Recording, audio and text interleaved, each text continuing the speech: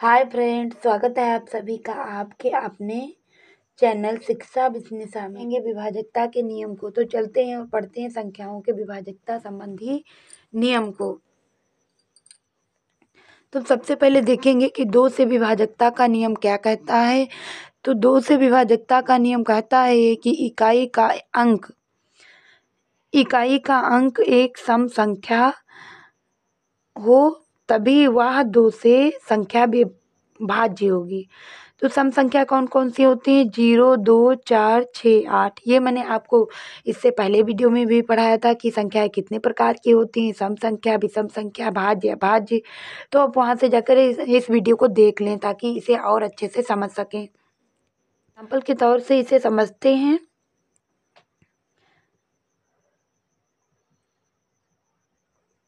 हमने यह एक संख्या ली, हम इसे देखेंगे क्या यह दो से भाज्य है। तो यह संख्या दो से भाज्य क्योंकि हमें इसके लास्ट का अंक या इकाई का अंक एक सम संख्या प्राप्त हो रही है। एक अन्य उदाहरण लेकर देखते हैं।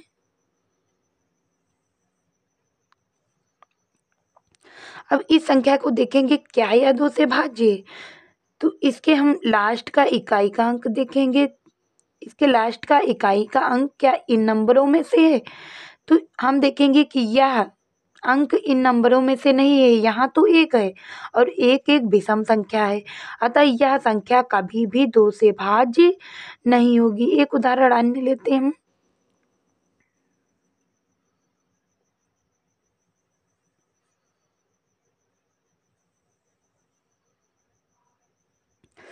यह संख्या इतनी बड़ी है, आपको संख्या देखकर नहीं डरना है कि यह किससे विभाजित होगी, हमें लेना है सिर्फ इकाई का अंक। हम लास्ट की इकाई का अंक लेते हैं और फिर देखते हैं क्या वह अंक इन नंबरों में से है। तो हाँ, हमें तो यहाँ 0 दिखाई दे रहा और 0 एक सम नंबर के अंदर आता है। तो यह संख्या कितनी भी बड़ी हो या दो से भाज्य होगी। अब हम जानेंगे 3 से विभाजकता के नियम को। तो 3 से विभाजकता का नियम कहता है ये कि संख्या के सभी अंकों का योग ये 3 से भाज्य है तो वह संख्या भी 3 से भाज्य होगी। 3 संख्या के सभी अंकों का योग, जो संख्या है उसके सभी अंकों को हम जोड़ लेंगे और फिर उसे हम 3 से भाग देंगे। यदि उसमें 3 का पूरा पूरा भाग जा रहा है तो वह संख्या 3 से भाज्य होगी। हम उदाहरण के तौर पर समझते हैं।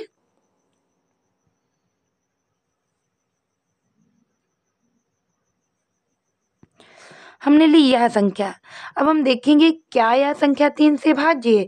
तो हम इसके अंकों का योग करेंगे। तो 4 6 हो जाएगा 10, 10 2 12, 12 3 15 और 1 16 17 18, इसका योग आएगा 18। यह इसे यदि हम 3 से भाग देंगे तो 3 छक्का 18, यह पूरा पूरा कट रहा, अतः यह संख्या भी 3 से भाज्य होगी। एक अन्य उदाहरण लेते हैं।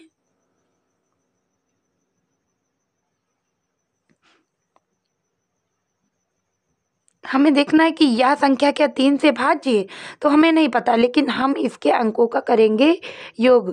तो 6 7 हो जाएगा 13, 13 में 3 जोड़ेंगे 16, 17 और 2 जोड़ेंगे 19, 19 1 20 और 20 और 7 ये हो जाएगा 27। हम देखेंगे क्या यह 3 से भाज्य है। तो 3 भाज्य है। एक अन्य उदाहरण के माध्यम से समझते हैं।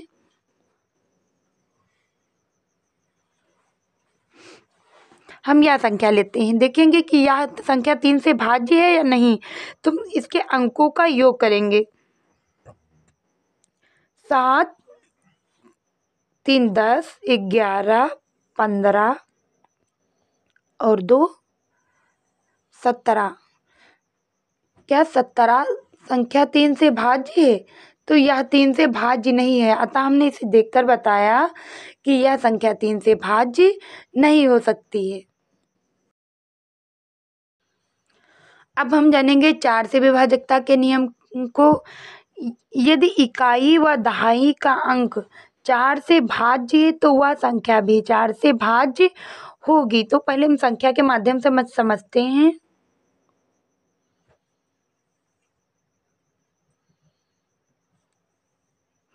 यह संख्या इतनी बड़ी है, हमें पता करना है कि यह क्या 4 से भाज्य है। तो इसके हम लास्ट के इकाई और दहाई के 2 अंक लेंगे, और यदि यह 4 से भाज्य है तो यह संख्या भी 4 से भाज्य होगी। तो मैं इकाई और दहाई के स्थान पर तो 23 लिखा हुआ है, क्या यह 23 4 से भाज्य है? तो हमें तो 4 के पहाड़े में 23 आता नहीं है, तो यह संख्या 4 से भाज्य नहीं होगी। एक अन्य उदाहरण हम लेते हैं।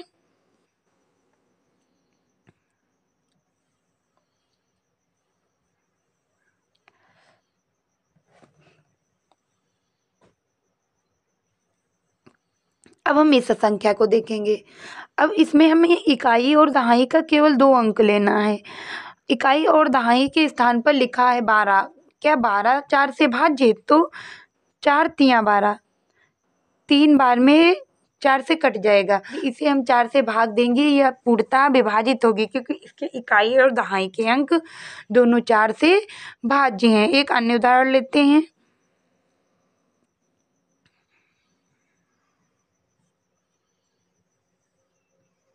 अब इसमें हम देखेंगे क्या यह संख्या 4 से भाज्य है? तो इसके इकाई व दहाई के अंक के स्थान पर लिखा है 32, और 32 तो 4 से वह भाज्य है, अतः यह संख्या भी 4 से भाज्य होगी। अब हम जानेंगे 5 से विभाजकता के नियम को। 5 से विभाजकता का नियम यह कहता है कि इकाई का अंक 5 हो या 0 हो तो वह संख्या 5 से भाज्य होगी। इसे भी एक एग्जाम्पल के माध्यम से समझते हैं। ये लिखा हुआ है, लिखी हुई है। हमें इस संख्या को देखना है कि क्या यह 5 से भाज्य है? तो हमें कुछ नहीं, बस इकाई का अंक ही देखना है। क्या इकाई के स्थान पर 0 है? तो हाँ, इकाई के स्थान पर 0 है। यदि इकाई के स्थान पर 0 तो यह संख्या कितनी भी बड़ी हो, यह 5 से भाज्य होगी, भाज्य होगी। एक अन्य उदाहरण लेते हैं हम।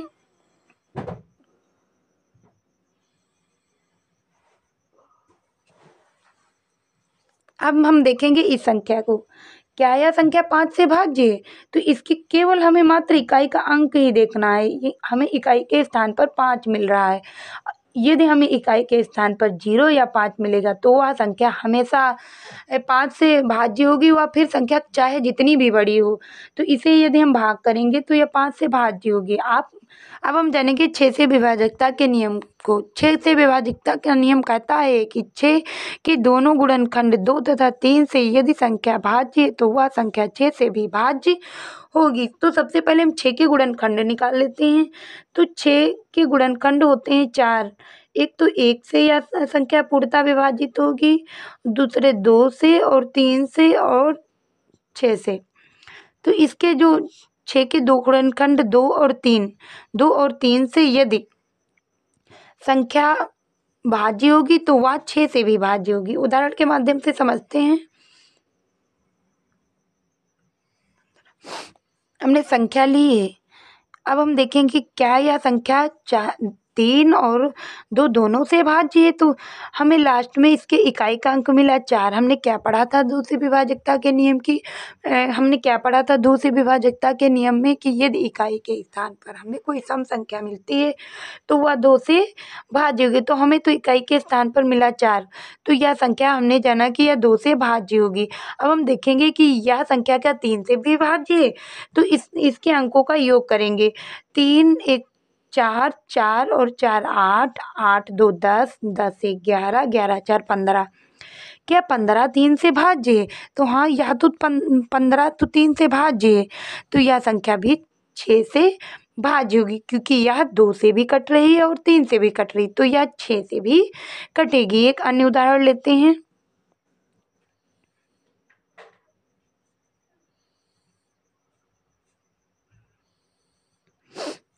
देखेंगे यह संख्या, क्या यह संख्या 2 से भाज्य है?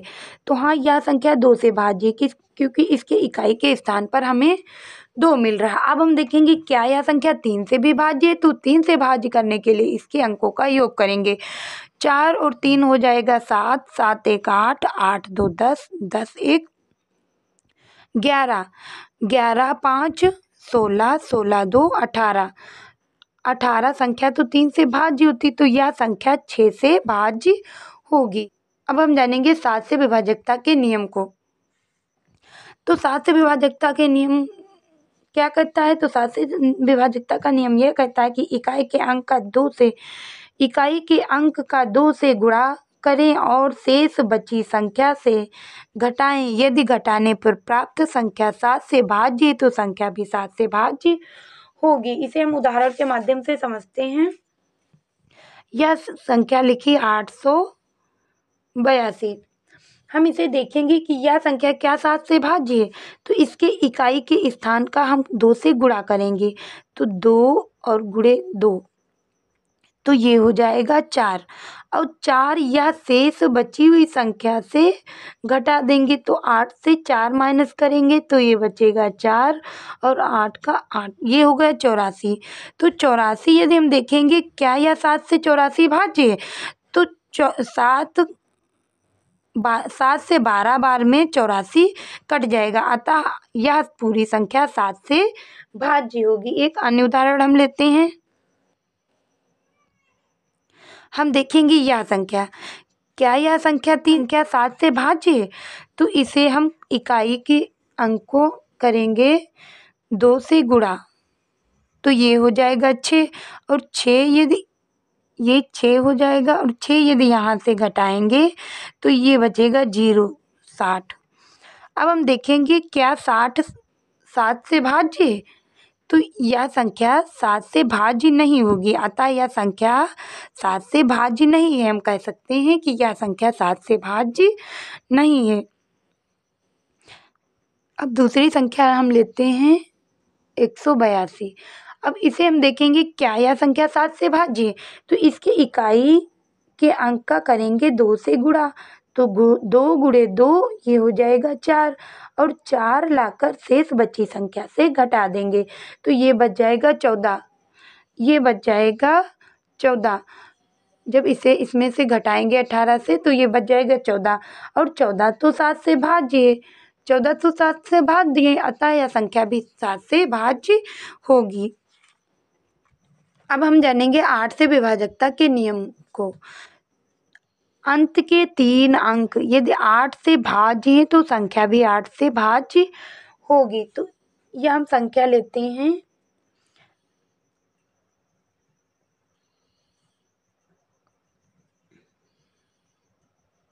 अब इस बड़ी सी संख्या को हमें देखकर बताना है कि क्या यह संख्या 8 से भाज्य होगी, तो हमें सिर्फ इसके लास्ट के 3 अंक लेने हैं।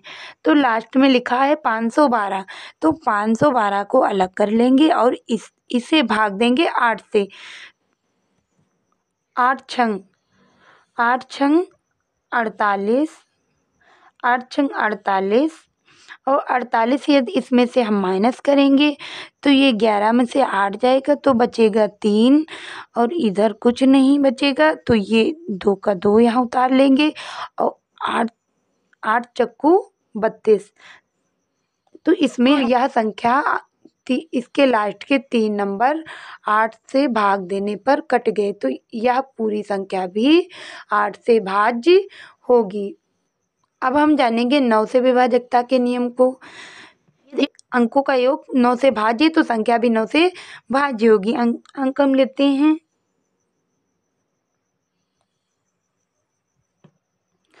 हम इस संख्या को लेते हैं और देखते हैं क्या यह 9 से भाज्य है, तो इसके अंकों का योग करेंगे हम। 3 1 4 4 4 8 8 और 6 14 14 और 7 21 21 और 8 29 29 और 2 31। अब हम देखेंगे क्या यह संख्या है 31 9 से भाज्य, तो यह 9 से भाज्य नहीं होगी, अतः यह संख्या 9 से भाज्य नहीं है। यदि इसी संख्या में हम यहाँ रखते 5, अब हम देखेंगे क्या यह संख्या 9 से भाज्य है, तो अब इस संख्या के अंकों का योग आएगा 36 और 36 तो 9 से भाज्य है, 9 चक्कू 36, तो यह संख्या भी 9 से भाज्य होगी। अब हम देखेंगे इस संख्या को क्या यह 9 से भाज्य है। तो इसके अंकों का यदि हम योग करेंगे तो यह आएगा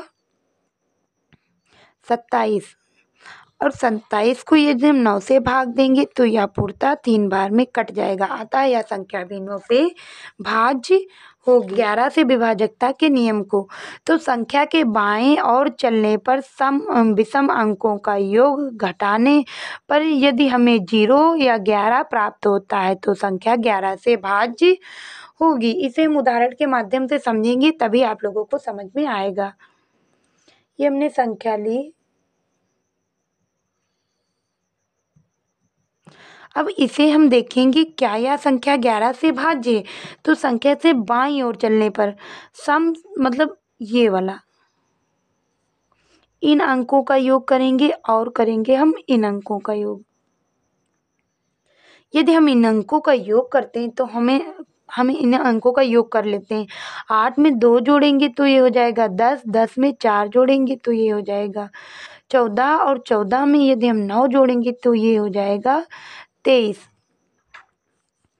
अब इस वाले स्थानों का योग करते हैं तो 6 और 5 ये हो जाएगा 6 और 5 हो जाएगा 11 और 11 में 1 जोड़ेंगे तो ये हो जाएगा 12 और 12 यदि हम इससे माइनस करते हैं तो हमें प्राप्त होगा 11 और यदि हमें घटाने पर 11 या 0 प्राप्त होता है तो वह संख्या पूर्णतः 11 से भाज्य होगी। तो यह संख्या भी भाग देने पर पूर्णतः 11 से कट जाएगी। एक अन्य संख्या हम लेते हैं।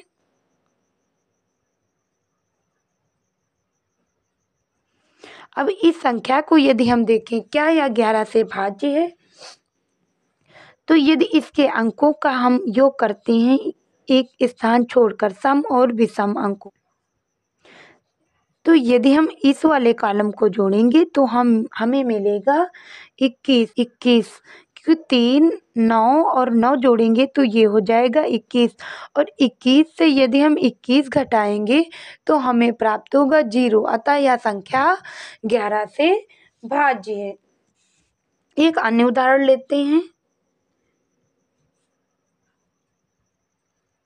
अब यदि हम इस संख्या को देखें क्या यह संख्या 11 से भाज्य है, तो पहले इसके हम सम और विषम अंकों के स्थानों को मैच करेंगे।